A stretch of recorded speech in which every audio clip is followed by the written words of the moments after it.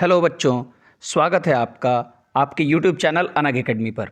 बच्चों, आज हम क्लास 10th का 5th चैप्टर स्टार्ट करेंगे जिसका नाम है एपी। एपी का मतलब है अरिथमेटिक प्रोग्रेशन। तो आइए स्टार्ट करते हैं। सबसे पहले हम समझते हैं कि एपी यानी अरिथमेटिक प्रोग्रेशन होता क्या है। तो बच्चों, एपी क्या है? नंबर्स का एक लिस्ट होता है, एक सीरीज होता है, लेकिन उसकी एक खास बात होती है जो उसको एपी बनाती है या जिसके बेस पे हम उसे एपी कहते हैं। तो ये क्या होता है, हम पढ़ते हैं। इस पे स्क्रीन पे क्या लिखा हुआ है आपके। Arithmetic progression is a list of numbers in which each term is obtained by adding a fixed number to the preceding term except the first term. अगला पॉइंट लिखा है द फिक्स्ड नंबर, मतलब जो नंबर हम हर बार add करते हैं उसको कहते हैं कॉमन डिफरेंस। उस नंबर को जो हम बार बार ऐड करते हैं उसको कहते हैं कॉमन डिफरेंस। और खास बात यह कि कॉमन डिफरेंस पॉजिटिव भी हो सकता है, नेगेटिव भी हो सकता है या जीरो भी हो सकता है। हम अभी इसको डिटेल में डिस्कस करेंगे, अभी आप बस सुनते जाइए। Each of the number in this list is called term. तो बच्चों, उस सीरीज में जितने नंबर होते हैं उनको कहते हैं टर्म। हर एक नंबर को हम एक टर्म बोलेंगे, पहला टर्म, दूसरा टर्म, तीसरा टर्म, इस तरह से। जो सबसे पहले वो फर्स्ट टर्म हो गया। अच्छा, अब हम देखते हैं एग्जाम्पल। तो यहाँ पे बच्चों इसका एग्जाम्पल है। यहाँ पे देखिए, पहला है 1 2 3 4, ये एक नंबर सीरीज है। तो अब हमें ये इंश्योर करना है कि जो नंबर सीरीज आपको सबसे पहला दिख रहा है 1 2 3 4, क्या ये एपी है या नहीं है। तो कैसे पहचानें, तो मैं आपको बताऊं। देखिए, इसका पहला टर्म है 1 और दूसरा टर्म है 2। तो बच्चों, पहले और दूसरे टर्म में कितने का डिफरेंस है, तो ये है। कैसे करेंगे, किसी भी टर्म में से उसके प्रीसीडिंग टर्म को सब्ट्रैक्ट करेंगे। तो यहाँ 2 में से अगर हम 1 को सब्ट्रैक्ट करें तो आ जाएगा 1। अच्छा, अब फिर 3 में से 2 को सब्ट्रैक्ट करिए तो ये भी हो जाएगा 1। फिर 4 में से 3 को सब्ट्रैक्ट करिए, ये भी हो जाएगा 1। तो देखिए, जो डिफरेंस आ रहा है वो इक्वल आ रहा है, मतलब 1 का डिफरेंस हर जगह है। किसी भी टर्म को उसके नेक्स्ट टर्म से अगर आप सब्ट्रैक्ट करेंगे, ध्यान से सुनिए, किसी भी टर्म को अगर उसके नेक्स्ट टर्म से आप सब्ट्रैक्ट करेंगे तो डिफरेंस क्या हो जाएगा, जो डिफरेंस आएगा वो पूरे के पूरे नंबर सीरीज में इक्वल होना चाहिए। तो ऐसे सीरीज को एपी अरिथमेटिक प्रोग्रेशन कहते हैं। तो ये पहला एग्जाम्पल था। अब दूसरा एग्जाम्पल देखते हैं। बच्चों, आप ये देख रहे होंगे यहाँ पे 50 45 40 35 लिखा है। तो इसमें सबसे पहला टर्म है 50 और बच्चों सेकेंड टर्म है 45। तो मैंने क्या बताया, यहाँ पे आप 50 माइनस 45 नहीं करेंगे, सेकेंड माइनस फर्स्ट मैंने बताया। देखिए, second term minus first term यहाँ पे करना है, second term minus first term. तो यहाँ पे सेकेंड टर्म है 45 और माइनस फर्स्ट टर्म है 50। तो बच्चों ये आया -5। अब थर्ड माइनस सेकेंड करके देखते हैं क्या आ रहा है। Third minus second term up करके देखते हैं ये क्या आ रहा है। तो बच्चों ये आ रहा है 40 माइनस 45 और ये भी आपका आ रहा है -5। ऐसे ही fourth term minus third term करके देखते हैं, वो हो जाएगा 35 माइनस 40, ये भी -5। तो बच्चों देखिए, जो डिफरेंस आ रहा है, जो कॉमन डिफरेंस है, इसीलिए हम उसको कॉमन डिफरेंस कहते हैं। क्योंकि जो इस सीरीज में, जो अरिथमेटिक प्रोग्रेशन इस नंबर सीरीज में जो डिफरेंस होता है वो इक्वल होता है, पूरे के पूरे सीरीज में इक्वल होता है, इसीलिए उसको कॉमन डिफरेंस कहते हैं। नेक्स्ट एग्जाम्पल देखते हैं। -10 -12 -14 -16। तो बच्चों यहाँ पे सेकेंड टर्म क्या है, -12। सेकेंड टर्म है बच्चों यहाँ पे -12 और इसमें से हमको सब्ट्रैक्ट करना है फर्स्ट टर्म। तो सब्ट्रैक्ट के लिए हमने माइनस लगा दिया और फर्स्ट टर्म है -10। तो -12 और ये हो जाएगा +10। तो डिफरेंस आ गया -2 का। ठीक है बच्चों। अब थर्ड माइनस सेकेंड करते हैं वेरीफाई करने के लिए। तो थर्ड है -14 और -12। तो बच्चों ये हो गया -14 और +12, ये भी आ गया -2। तो ऐसे ही -16 -14, तो ये भी आ जाएगा -2। तो देखिए, जो डिफरेंस है वो इक्वल है हर जगह, -2 आ रहा है। तो इसलिए इसको हम कॉमन डिफरेंस कहेंगे और इसका मतलब ये हो गया कि ये भी एपी है। तो ये तीनों ही सीरीज एपी हैं। अब नेक्स्ट देखते हैं फोर्थ में बच्चों 9 9 9। तो यहाँ पे सेकेंड टर्म देखिए, सेकेंड टर्म बच्चों क्या है, 9 और फर्स्ट टर्म भी है 9। तो 9 माइनस 9 0 आ गया। अब थर्ड टर्म क्या है, वो भी 9 है। सेकेंड क्या है, वो भी 9 है, 0। तो यहाँ पे जो बच्चों जो डिफरेंस आ रहा है वो कॉमन है और वो 0 है। तो बच्चों ये भी एपी है। देखिए अभी ऊपर डेफिनेशन में यहाँ पे आपको लिखा हुआ दिखा था कि द फिक्स्ड नंबर, यानी इस डिफरेंस की बात हो रही है, is called the common difference of the AP and it can be positive, negative और जीरो। तीनों एग्जाम्पल हमने देखा, एक जगह डिफरेंस पॉजिटिव आया था, फिर डिफरेंस नेगेटिव भी आया था, और फिर लास्ट एग्जाम्पल में हमने देखा कि डिफरेंस जीरो भी था। ठीक है बच्चों, अब आगे बढ़ते हैं, कुछ इंपॉर्टेंट टर्म्स देखते हैं। बच्चों इस एपी में जो नंबर सीरीज दिया होता है उसका जो फर्स्ट टर्म होता है उसको ए कहते हैं। ए कह लो या फर्स्ट है तो आप उसको A1 कह लो, बात एक ही है, A1 कह लो या ए कह लो। अच्छा, अब जो डिफरेंस है कॉमन, जैसे मैं एग्जांपल के लिए एक और यहाँ पे एपी का सीरीज एक लिखता हूँ, एपी लिखता हूँ 2, 5, 8, 11 एंड सो ऑन। तो बच्चों देखते हैं इसका फर्स्ट टर्म। देखिए इसमें फर्स्ट टर्म क्या है, 2। ध्यान दीजिए इसमें फर्स्ट टर्म क्या है, 2। तो इसको हम कहेंगे ए। आप इसको a इज इक्वल टू लिखेंगे 2। आप इसको a लिखिए या A1 लिखिए।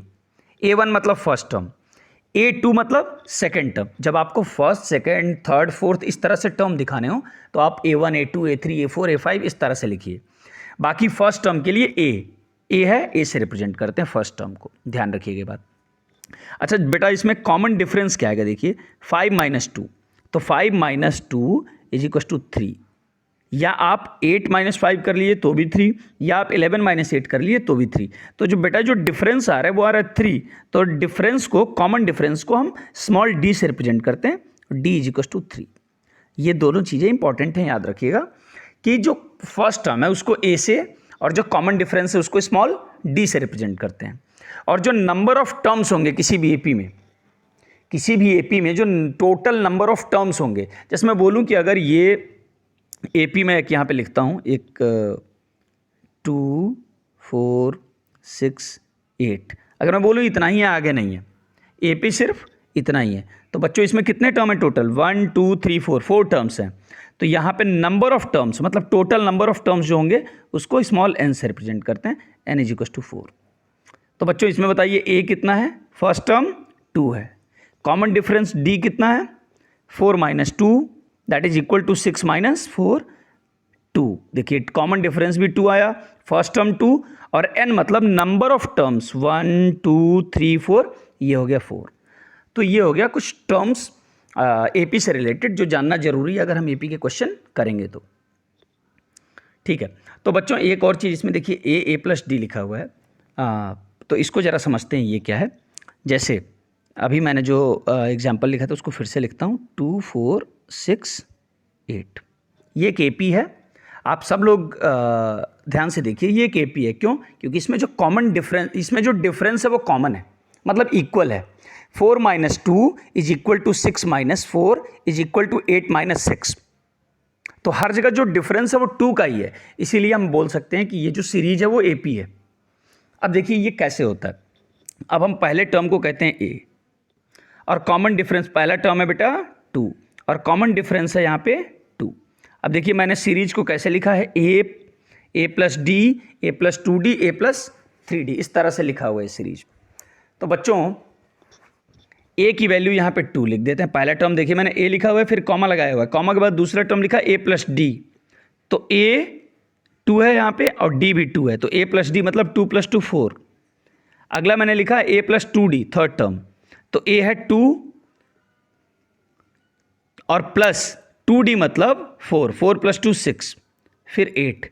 तो ये सीरीज कुछ इस तरह से चल रही है। अगर हम इसको जो हमारे इंपॉर्टेंट टर्म्स हैं उनके टर्म में लिखें तो a, a + d दूसरा टर्म हो जाता है, तीसरा होता है a + 2d, चौथा होता है a + 3d, पांचवा होता है a + 4d, इस तरह से बढ़ता जाता है ये। इसी तरह से तो हुआ बच्चा, पहला टर्म हो गया a, और दूसरा देखिए डिफरेंस कितने का होता है, जो डिफरेंस होता है कॉमन उसको d कहते हैं, और डिफरेंस कहां से आता है,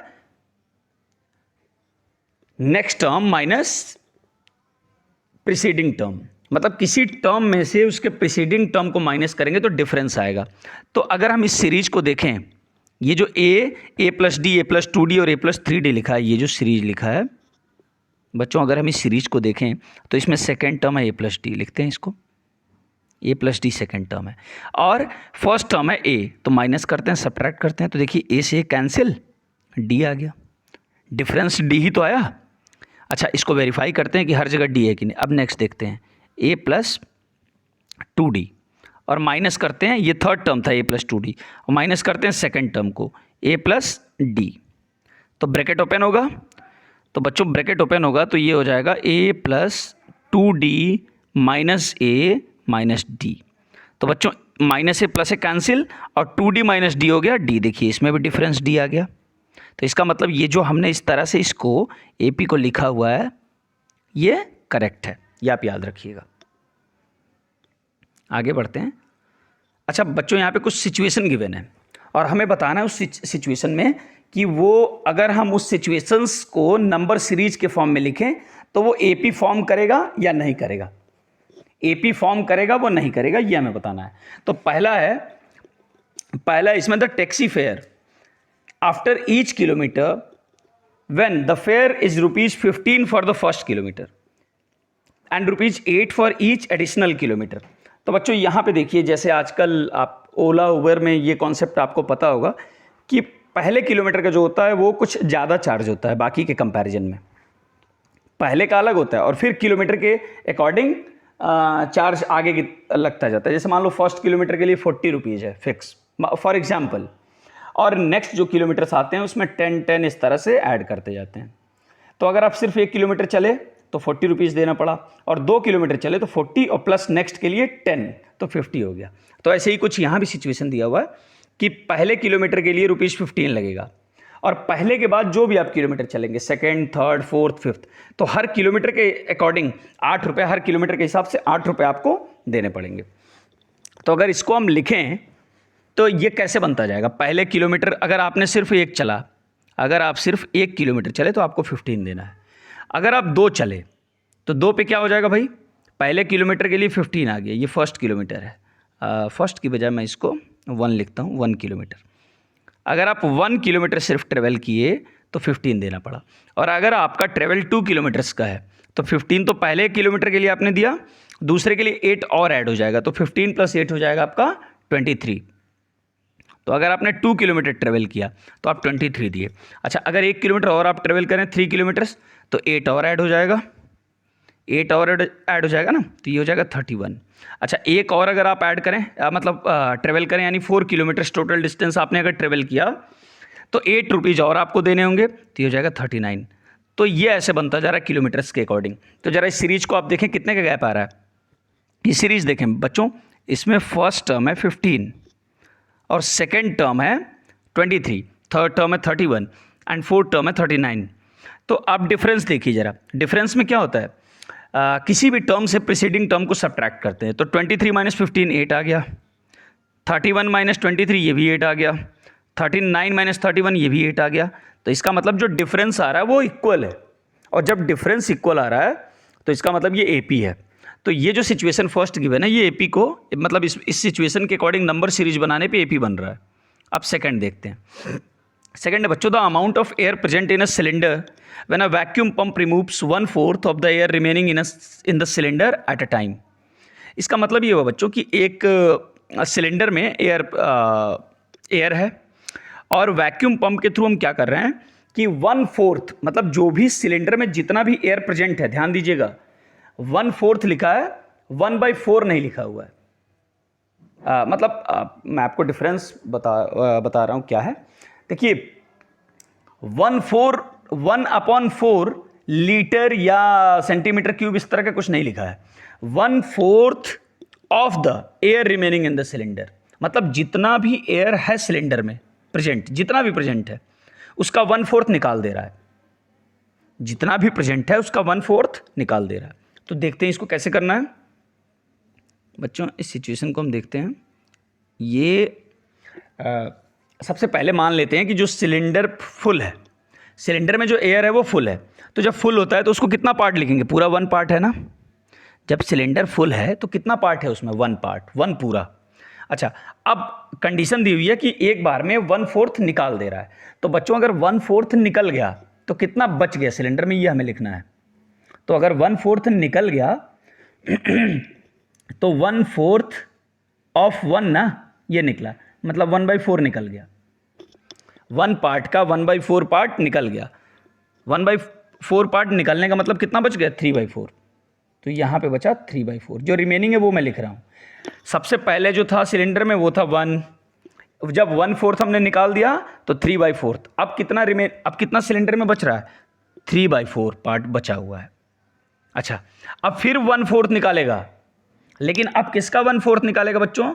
जो एयर प्रेजेंट है। तो इस समय एयर प्रेजेंट है 3/4, तो 3/4 का 1/4 निकालेगा। ध्यान देना जरा इस बात को। तो 1/4 ऑफ 3/4 ये निकालेगा, तो ये कितना आ गया? 3/16 आ गया। ये आ गया बच्चों 3/16। 3/16 निकाल देगा तो बचेगा कितना? तो भाई पहले से था 3/4 और 3/16 माइनस हो गया। पहले से था 3/4 और 3/16 माइनस हो गया, तो सब्ट्रैक्ट करोगे तो कितना आएगा? एलसीएम हो गया 16। एलसीएम हो गया बच्चों कितना? 16 हो गया। तो अब कितना बच जाएगा यहाँ पे?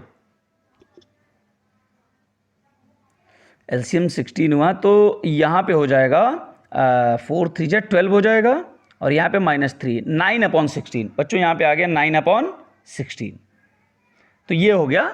अब ये प्रेजेंट रहा एयर।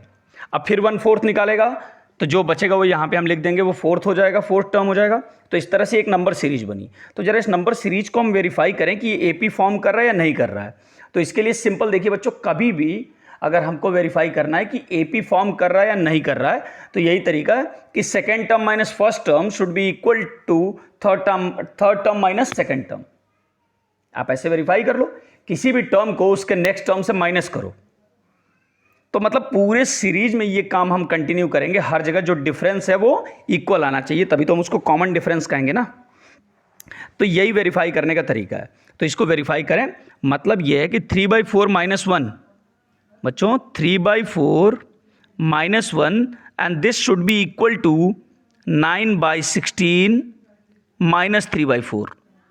अगर एपी है, let suppose this is AP, मान लेते हैं कि एपी फॉर्म करेगा। तो अगर एपी फॉर्म करेगा तो बच्चों ये तो फिर होना चाहिए ना फॉलो, कि 3/4 - 1 and this should be equal to 9/16 - 3/4, है ना। तो बच्चों जब ये हमने माइनस किया ना, तो 3/4 - 1 आ गया -1/4, यह आ गया -1/4। पहला आ गया -1/4, A2 - A1 आ गया, और दूसरा आ गया -3/16। तो क्या ये दोनों इक्वल है? नहीं, they are not equal. Means second term minus first term is not equal to third term minus second term. So means this situation doesn't form AP. तो ये एपी फॉर्म नहीं कर रहा है। तो ऐसे ही चेक करना हमें एपी है या नहीं। अब बढ़ते हैं। देखिए एक इंपॉर्टेंट फॉर्मूला है इस एपी का, nth term of an AP. nth term का मतलब क्या हो गया कि भाई कोई भी मान लेते हैं n की जगह पे कुछ भी, जैसे आपसे पूछा जाए, जैसे ऐसे दिया गया है कि 2 4 6 8 4 टर्म दे दिया गया एंड सो ऑन, है ना, एंड सो ऑन। आपसे पूछा जाए कि ये सीरीज ऐसे ही चलती जा रही है, ये सीरीज ऐसे ही चलती जा रही है, तो हमें डिफरेंस दिख रहा है ना, कितने का है? पहला टर्म है 2 और आगे 2 का डिफरेंस कॉन्टिन्यूसली यही चलता जा रहा है, और एपी है। ये क्वेश्चन में दे दिया गया कि एपी है। एपी होने का मतलब कि जो डिफरेंस है वो कॉमन है, डिफरेंस है वो इक्वल है हर जगह, और डिफरेंस बच्चों है कितने का? 2 का डिफरेंस है। तो अब क्या होगा, यहां पे अगर आपसे कोई पूछ दे कि 100th टर्म बताओ इसका, इस सीरीज का 100th टर्म बताओ, तो भाई ऐसे तो अगर आप सीरीज लिखने लगोगे तो कब तक लिखोगे? अच्छा चलो 100 तक आपने लिख भी लिया, तो अभी कोई पूछ दे कि चलो 1000 टर्म बताओ, तो अब क्या 1000 तक लिखोगे? नहीं, हम ऐसे नहीं कर सकते, ये प्रैक्टिकली पॉसिबल नहीं है। तो इसके लिए हमारे पास एक फॉर्मूला है कि nth टर्म, n मतलब कोई भी जो टर्म आपको निकालना है उसको मान लो n है ना, जो टर्म आपको निकालना है उसको मान लेते हैं कि यही n है। जैसे अगर आपको 100 टर्म निकालना है तो n की वैल्यू कितनी हो गई? 100 हो गई। अगर आपको 1000 नंबर का टर्म निकालना है, 1000 टर्म, तो n = 1000 पुट कर दो फॉर्मूले में, है ना। अगर आपको 200 टर्म निकालना है, 200वां टर्म क्या है, तो n की वैल्यू 200 पुट कर दो। तो ये फॉर्मूला है, फॉर्मूले को समझते हैं। a + n - 1 × d। सिंपल, देखिए मैंने क्या बताया था, पहले टर्म को आपको लिखना है a1, पहले टर्म को आप a1 लिखेंगे, अच्छा, दूसरे टर्म को आप A2 लिख सकते हैं, तीसरे को आप A3 लिख सकते हैं, फोर्थ टर्म को आप A4 लिख सकते हैं। तो ऐसे ही भाई nth टर्म को AN लिख सकते हैं ना। n नंबर का जो टर्म है, अब n कुछ भी हो, मुझे नहीं पता अभी n कितना है, पर जो भी हो उसको आप AN लिखेंगे ना, तो वही हमें निकालना है। तो AN इज इक्व टू, जो भी आपको nth टर्म निकालना है उसका सिंपल फॉर्मूला है A plus n-1 into D. ठीक है ना। जहां A क्या है बच्चों, first term of the AP, n क्या है, number of term that nth term that we need to find, and D क्या है, कॉमन डिफरेंस। ठीक है ना। तो कुछ क्वेश्चन इस पे करके देखते हैं। जैसे ये फर्स्ट क्वेश्चन है, find the 8th term of the AP 3, 5, 7, 9 and so on. तो ये AP लिखा हुआ है, ऑलरेडी गिवन है। तो सबसे पहले हम लिखते हैं A। बच्चों जब भी हमें 8th टर्म निकालना है ना, तो यहाँ पे n की वैल्यू क्या हो गई, 8 हो गई, क्योंकि हमें 8th टर्म देखो क्वेश्चन में दिया निकालने के लिए। तो यहाँ पे n की वैल्यू कितनी हो गई, 8 हो गई, मतलब हमें nth टर्म निकालना है। यहाँ पे n की वैल्यू 8 है तो 8th टर्म निकालना है। अच्छा, अब A, यहाँ पे A की वैल्यू कितनी है बच्चों, 3A मतलब फर्स्ट टर्म ना, तो A की वैल्यू 3 हो गई, सिंपल, ये तो हमें दिख रहा है। अच्छा, D कॉमन डिफरेंस जो निकालना है, D होता है A2 माइनस A1, या कुछ भी कर लो, किसी भी टर्म को उसके नेक्स्ट टर्म से सब्ट्रैक्ट कर दो, आ जाएगा। तो 5 माइनस 3, ये हो गया 2, कॉमन डिफरेंस हो गया 2। अब जो फॉर्मूला था nth टर्म का AN, तो यहाँ पे A और N की जगह पे 8, तो लिखते हैं A8, सफिक्स में 8 लिख दिया, और फॉर्मूला होता है A plus n-1 into D, यही फॉर्मूला होता है ना। तो A8 is equals to, A की वैल्यू बच्चों यहाँ पे लिखी हुई है 3, तो रखते हैं 3, और प्लस n-1, n की वैल्यू 8, 8 माइनस 1 मतलब 7, तो ब्रैकेट सॉल्व होके हो गया 7। भाई बोर्ड मास कहता है कि सबसे पहले ब्रैकेट सॉल्व करना है ना, तो ब्रैकेट सॉल्व कर दिया, ये हो गया 7, और इंटू डी मतलब 2, है ना। तो A8 का कितना आ जाएगा सॉल्व हो गया बच्चों, देखिए 7 इंटू 2 हो गया 14, एंड 14 प्लस 3 हो गया कितना, 17। तो यह है आपका आंसर, A8 मतलब 8th टर्म, 8th टर्म हमारा आ गया 17 इस सीरीज का। तो सिंपली हम इस फॉर्मूले को अप्लाई करके, और देखो ऐसे कोई भी क्वेश्चन हो ऐसा, वो हम कर सकते हैं। तो ये तो बहुत सिंपल क्वेश्चन हो गया। अब करते हैं नेक्स्ट क्वेश्चन। ये जो नेक्स्ट क्वेश्चन मैंने लिया है, ये देखो लिखा भी है मैंने, 4th क्वेश्चन ऑफ एक्सरसाइज 5.2। आप NCERT में अगर एक्सरसाइज 5.2 ओपन करेंगे तो उसका 4th क्वेश्चन है ये मुझे क्वेश्चन सही लगा, इसलिए मैंने इसमें इंक्लूड किया है। मतलब बेसिक के अकॉर्डिंग सही है। फर्स्ट वीडियो अभी हम कर रहे हैं, अभी बेसिक पार्ट कर रहे हैं AP का, है ना। अभी AP हमने फर्स्ट पार्ट में स्टार्ट किया है। उम्मीद करता हूँ ये 2 या 3 पार्ट में पूरा का पूरा AP, पूरा कॉन्सेप्ट और मोस्ट इंपॉर्टेंट क्वेश्चन, सारी चीज़ें जो NCERT के इंपॉर्टेंट क्वेश्चन हैं सब कवर कर लेंगे हम। तो आप बस वीडियो देखते जाइए, और हाँ अगर आपको अच्छा लगे तो लाइक सब्सक्राइब जरूर करिएगा। तो ये 4th क्वेश्चन देखते हैं एक्सरसाइज 5.2 का। Which term of the AP 3, 8, 13, 18, इस तरह से पूरी AP सीरीज है, इस 78। कह रहा है कि भाई 78, अगर ऐसे ही सीरीज को आप आगे बढ़ाते जाओगे, देखो पहला टर्म तो हो गया 3, दूसरा हो गया 8, तीसरा हो गया 13, चौथा हो गया 18, पांचवा ऐसे ही कुछ और हो जाएगा। कितने का गैप हो रहा है, 5 का गैप हो रहा है ना। तो 5 और ऐड कर देंगे, 5 और ऐड कर देंगे, नेक्स्ट टर्म मिलता जाएगा। तो ऐसे ही करते करते भाई कौन से नंबर पे 78 आएगा। जैसे पहला टर्म 3, अगर कोई बोले सेकेंड टर्म बताओ 8, थर्ड टर्म बताओ 13, फोर्थ टर्म बताओ 18, ये तो आपको दिख रहा है। तो ऐसे ही बोलेगा 78 कौन से नंबर का टर्म है, तो नहीं पता। तो यही तो पता करना है, यही पता करना है। Which term of the AP this is AP 3, 8, 13, 18 and so on is 78। तो मान लेते हैं कि nth टर्म है 78, मान लेते हैं क्या है nth term. Let nth term of this AP be 78। मान लेते हैं भाई कि nth टर्म 78 है, n की वैल्यू निकाल देंगे, आंसर आ गया। तो ठीक है। अब फॉर्मूला क्या होता है बच्चों, जरा ध्यान देना।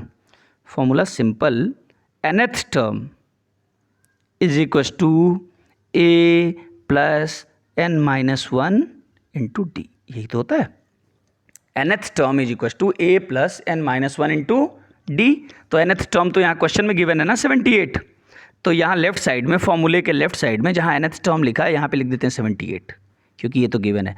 तो 78 is equal to A given है बच्चों, क्वेश्चन में देखो 3 है, तो लिख देते हैं 3 प्लस n-1, नहीं पता ना, n ही तो निकालना है, n नहीं पता, तो इसको लिख देते हैं सिंपली n-1।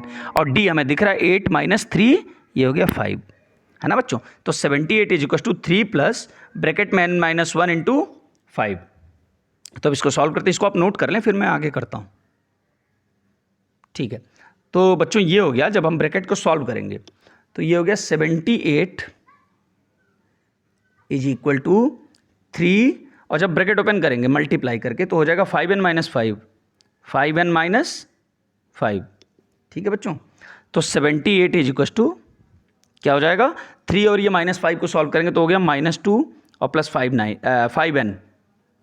आगे जब इसको सॉल्व करेंगे तो -2 राइट साइड में, लेफ्ट साइड में चला जाएगा 78 की तरफ, तो हो जाएगा 5n इज इक्वल टू 80। तो n की वैल्यू कितनी हो जाएगी, 80/5, 80/5, तो यहाँ पे आ जाएगा 16। तो मतलब 78 कौन से नंबर का टर्म है, 16th नंबर का टर्म है। 16th नंबर का टर्म है, n की वैल्यू आ गई 16, मतलब 16th नंबर का टर्म है 78, n इज इक्वल टू 16, यही आंसर है। ठीक है बच्चों, अब करते हैं नेक्स्ट क्वेश्चन। अब देखिए 5th क्वेश्चन भी मुझे सही लगा, इसलिए मैंने इसको भी इंक्लूड किया है। तो अब ध्यान से देखिए, ये भी एक्सरसाइज 5.2 का ही क्वेश्चन है। Find the number of terms, number of terms निकालना है in the AP. Number of terms का मतलब n। देखो बता रहा हूं कैसे, क्वेश्चन जरा ध्यान से पढ़ना। Find the number of terms in the AP 7, 13, 19 and so on, और जाते जाते कहाँ तक, 205 लास्ट टर्म दे दिया, 205 दे दिया लास्ट टर्म। तो अगर हम ये मान लें कि टोटल इस सीरीज में n नंबर ऑफ टर्म्स हैं, ठीक है ना, मान लेते हैं कि n नंबर ऑफ टर्म्स हैं।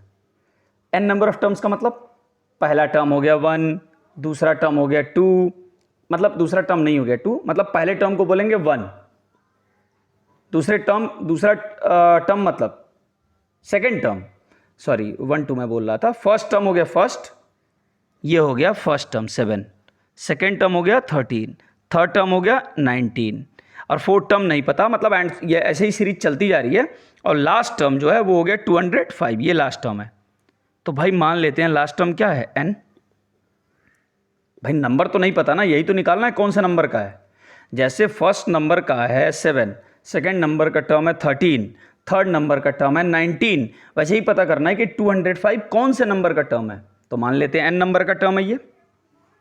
तो भाई पूरे इस लास्ट यही तो है ना, तो मान लेते हैं कि पूरे कितने हो गए, n नंबर ऑफ टर्म्स हैं इसमें। भाई ये बताओ, अगर सीरीज में 3 टर्म होते तो कहाँ पे खत्म होता, 7, 13, 19 पे खत्म हो जाता। तो 19 किस नंबर का टर्म होता, थर्ड नंबर का ना। अच्छा मान लो इस सीरीज में 2 ही टर्म होते, 7 एंड 13।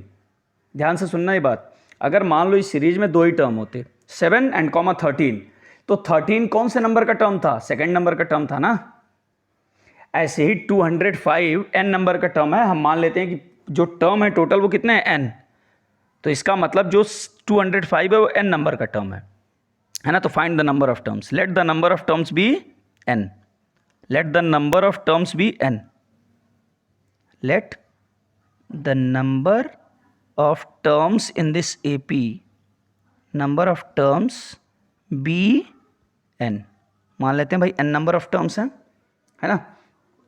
तो भाई nth टर्म कितना है, जो लास्ट n नंबर का टर्म है, nth नंबर का टर्म है वो 205 है ना। तो लिख दो भाई यहाँ पे nth term is equal to 205। जैसे कोई बोले सेकेंड टर्म, तो सेकेंड टर्म आप बोलोगे 13। जैसे कोई बोले फर्स्ट टर्म तो आप बोलोगे 7। जैसे कोई बोले थर्ड टर्म तो आप बोलोगे 19। वैसे ही nth टर्म 205। ठीक है, अब मैं इसको इरेज करता हूँ फिर आगे। तो nth टर्म का आपको फॉर्मूला पता है भाई, nth टर्म का फॉर्मूला पता है, अभी हमने लास्ट क्वेश्चन में भी यूज किया था। nth term is equal to a plus n minus 1 into D. तो nth टर्म कितना हो गया 205, लेफ्ट में लिखो 205 इज इक्वल टू a की वैल्यू 7, तो 7 प्लस n की वैल्यू नहीं पता तो n-1 लिख देते हैं, और d की वैल्यू हो गई 6 यहाँ पे ना। तो 200 इसको सॉल्व करते हैं तो 205 इज इक्वल टू कितना हो जाएगा, 7 plus 6n minus 6, 7 plus 6n minus 6। तो जब इसको आप सॉल्व करोगे बच्चों तो ये हो जाएगा 6n is equal to 204, 6n is equal to आ गया 204। तो n इज इक्वल टू क्या हो जाएगा 204/6। तो n की वैल्यू फाइनली आपकी आ जाएगी 36। मतलब यहाँ पे कितने टर्म हैं इस सीरीज में? 36 टर्म है ना? 36 टर्म है, मतलब 205 जो है वो 36 नंबर का टर्म है और यही लास्ट है। 205 ही लास्ट है, मतलब जो टोटल नंबर ऑफ टर्म्स हुए वो 36 हो गए। तो ये हो गया। अब आज के इस वीडियो का लास्ट क्वेश्चन देखते हैं और 6th क्वेश्चन। ये क्वेश्चन पूछा भी जाता है कि थोड़ा सा ट्रिकी होता है, ज़्यादा तो नहीं, थोड़ा सा होता है। तो देख लीजिए, check whether -150 is a term of this AP. AP क्या दिया हुआ भाई? पहला टर्म है 11, दूसरा 8, तीसरा 5, चौथा जो है वो 2 है। मतलब ये कम होता जा रहा है ना? कम होता जा रहा है। मतलब इस आपको समझ में आ गया होगा, इसमें जो कॉमन डिफरेंस है वो माइनस आएगा। भाई कॉमन डिफरेंस क्या होता है? किसी भी टर्म को नेक्स्ट टर्म से माइनस कर दो। तो यहाँ 11 को अगर हम 8 से माइनस करें, मतलब 8 - 11, तो यहाँ पे आ जाएगा -3। तो कॉमन डिफरेंस है -3, है ना? माइनस होता जा रहा है। माइनस होता जाने का मतलब कि कम होती जा रही है वैल्यूज। जैसे जैसे सीरीज आगे बढ़ेगी वैल्यूज कम होती जाएंगी, छोटी होती जाएंगी। तो कह रहा है चेक करो कि -150 इस सीरीज का एक टर्म है भी या नहीं है।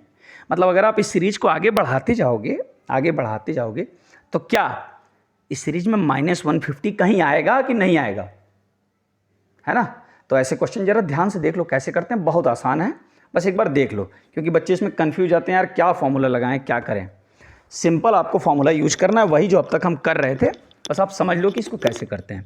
देखो, जब भी ऐसा क्वेश्चन दिया हो कि कोई वैल्यू दे के, कोई नंबर दे के पूछे कि ये इस सीरीज का नंबर है या नहीं है, तो आप पहले एज्यूम कर लो कि है ये नंबर, है ना? आप पहले एज्यूम कर लो कि ये नंबर है इस सीरीज का, है ना? तो ऐसे कहो, लिख दो कि let -150 be nth term of this AP. मान लेते हैं ऑफ एपी। भाई पूछा है कि नहीं है, हम तो मान लेते हैं है। चलो अभी वेरीफाई कर लेंगे है या नहीं है, पर पहले इसको एज्यूम कर लेते हैं कि है। Let -150 be nth term of this AP. मान लो भाई कि nth टर्म है। अब फॉर्मूला लगा दो nth टर्म का, है ना? अब जब है तो फॉर्मूला हम वही लगा देते हैं nth टर्म का। तो nth term is equal to क्या होता है बच्चों? a + n-1 into D, a + n-1 into D, है ना? तो nth टर्म यहाँ पे क्या हमने एज्यूम कर लिया है? -150। तो लिखेंगे -150 इज इक्वल टू a कितना है बच्चों? 11, a + n-1 नहीं पता, और इंटू डी की वैल्यू कितनी है यहाँ पे? -3 अभी हमने निकाला था, तो भाई हमने ब्रैकेट लगा दिया। मल्टीप्लाई कर रहे हैं ना, तो ब्रैकेट लगा के -3 लिख दो कि कन्फ्यूजन ना हो कोई। तो अब जब इसको सॉल्व करोगे तो -150 इज इक्वल टू आ गया 11, और यहाँ पे हो जाएगा -3n और +3। भाई माइनस माइनस का प्रोडक्ट प्लस हो गया। तो इस तरह से ये हो गया -150 इज इक्वल टू 14 - 3n, है ना? 11 + 3 14 और -3n। तो 3n is equal to 164। 3n को लेफ्ट में ले गए, है ना? साइड ट्रांसपोज किया और ये 150 राइट साइड चला गया तो प्लस हो गया। तो ये हो गया 164, है ना बच्चों? तो n की वैल्यू क्या आ गई? जरा ध्यान देना यहाँ पे। n की वैल्यू यहाँ पे बच्चों आ गई 164/3। तो अगर हम इसको सॉल्व करेंगे, है ना, डिवाइड करके जरूर देखना, तो n की वैल्यू देखो बच्चों आ गई 54.6। बस n की वैल्यू आई 54 अब एक बात बताओ आप, अब यहां से हम कंक्लूड करेंगे कि ये 150 इस सीरीज का टर्म है या नहीं है, ये आपको पता चल जाएगा n की वैल्यू देखते ही। अगर n की वैल्यू नेचुरल नंबर नहीं है बच्चों, अगर n की वैल्यू नेचुरल नंबर नहीं है, अगर डेसिमल में आ गया, है ना, अगर ये डेसिमल में आ गया, तो आप बताओ फर्स्ट टर्म तो होता है, सेकेंड टर्म तो होता है, थर्ड टर्म होता है, फोर्थ टर्म होता है, 58 टर्म होता है, 54 टर्म होता है, क्या 54.6 टर्म कोई होता है? नहीं ना। काउंटिंग में, काउंटिंग नंबर इसीलिए तो नेचुरल नंबर्स को कहते हैं भाई। काउंटिंग नंबर 54.6 कोई काउंटिंग तो होती नहीं है। तो अगर कोई बोले कि nth टर्म, तो क्या कोई ऐसा टर्म होता है जो 54.6 नंबर का टर्म हो? नहीं ना। मतलब जो नंबर ऑफ टर्म्स हैं वो हमेशा क्या होने चाहिए? वो नेचुरल नंबर में होने चाहिए। तो जब ये आ गया डेसिमल में, है ना, तो इसका मतलब क्या है? इसका मतलब आप ये कंक्लूड करेंगे कि -150 एक टर्म नहीं है इसका, इसीलिए तो डेसिमल में आ गया। अगर ये 54 आया होता तो होता, अगर ये 55 आया होता तो भी हम कहते कि हाँ ये टर्म है, 54 नंबर का टर्म है या 55 नंबर का टर्म है, लेकिन 54.6 नंबर का टर्म नहीं हो सकता ना, तो इसलिए हम बोलेंगे -150 is not a term of this AP, term of the AP. ठीक है ना बच्चों, समझ में आ गया आपके? उम्मीद करता हूँ समझ में आया होगा। अब जो अगला वीडियो में लेके आऊँगा उसमें जो आगे आपके कॉन्सेप्ट से सम के हैं वो करेंगे, और फिर इंपॉर्टेंट क्वेश्चंस करेंगे, जब तक सारे इंपॉर्टेंट क्वेश्चन आपके एनसीईआरटी के कवर नहीं हो जाते एक एक। तो आप वीडियो देखते रहिए और लाइक सब्सक्राइब करिएगा।